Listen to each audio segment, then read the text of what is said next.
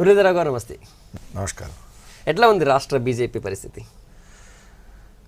తెలంగాణలో భారతీయ జనతా పార్టీ బలోపేతం అవుతున్నది. ముఖ్యంగా తెలంగాణలో టీఆర్ఎస్ నాయకత్వంలో ప్రభుత్వం ఏర్పడ్డ తర్వాత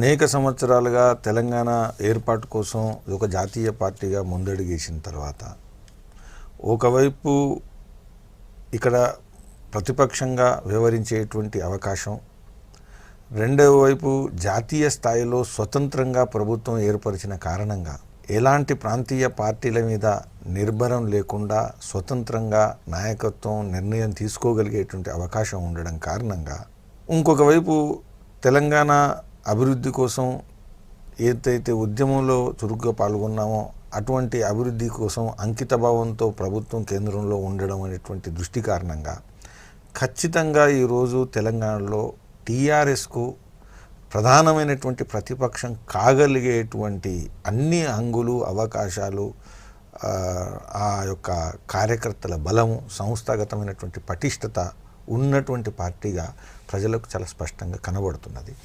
దాని కారణంగా కింది స్థాయి నుంచి పై స్థాయి వరకు పార్టీకి రావాలా, పని చేయాలా అనేటువంటి భావంతో కూడా చాలామంది పార్టీలో చేరడం ఏదైతుందో అది గతిశీలంగా జరుగుతున్నది.